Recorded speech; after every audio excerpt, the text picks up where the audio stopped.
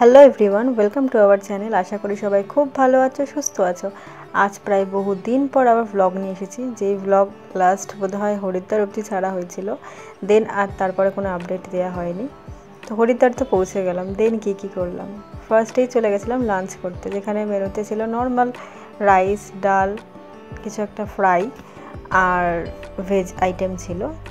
Because হরিদ্বারে তো জানোই সবাই যে ওখানে ভেজ আইটেম বেশি পাওয়া যায়, ওখানে ভেজ আইটেমটাই চলে বেশি।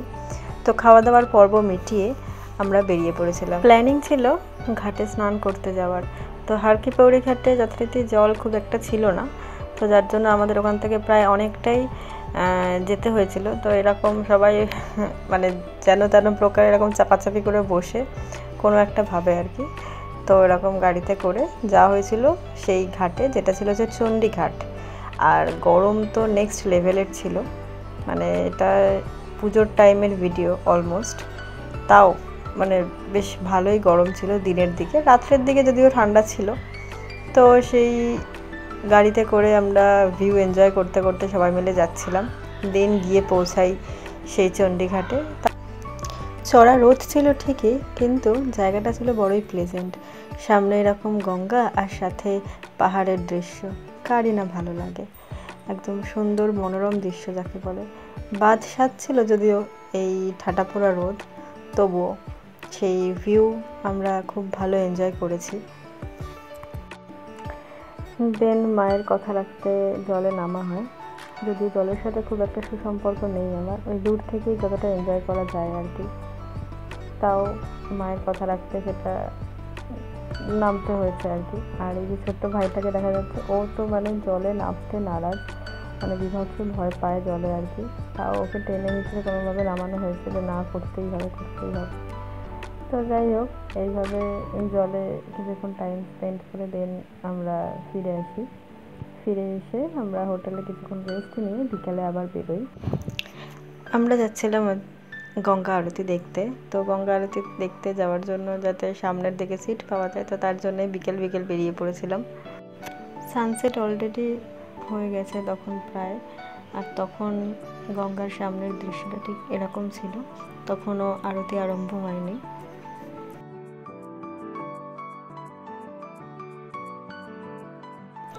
আমরাও যে যার মতো যথারীতি যথাস্থানে বসে পড়েছিলাম।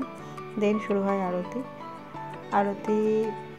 এখান থেকে খুব একটা স্পষ্ট দেখা যাচ্ছিল না, যদিও এতটাই ভিড় ছিল। তাও সেটা যে যতটা আর কি দেখা সম্ভব সেভাবেই দেখে আমরা সেটাকে এনজয় করি। তো এই যে আরতি চলছে অলরেডি।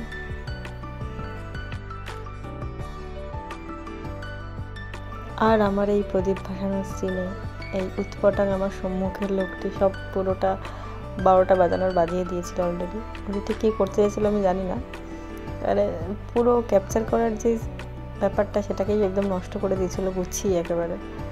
তো যাই হোক, দেন আমরা ঘাটের চারপাশে যে মন্দিরগুলো ছিল সেইগুলো দেখার জন্য সেখানে যাই। আর ওখানে বোধহয় কোনো ঠাকুরই এরকম ছিল না যে বাদ, সব রকমের ঠাকুর ছিল। তো একসাথেই সব ঠাকুরের দর্শন হয়ে গেছে যাকে বলে আমাদের সাথে।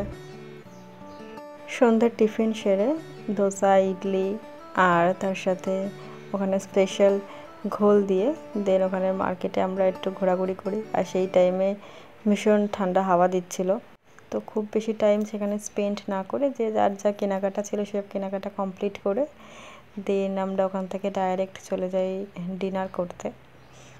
তো সেখানে গিয়ে ডিনার সেরে নিয়ে, ডিনারে নর্মাল ভেজ ছিল, দেন যে যার মতো হোটেলে ফিরে যাই। তো আজকের ভিডিও থাকছে এতটুকুই। দেখা হচ্ছে খুব শিগগির নেক্সট পার্টে নিয়ে। Till then take care and also stay tuned.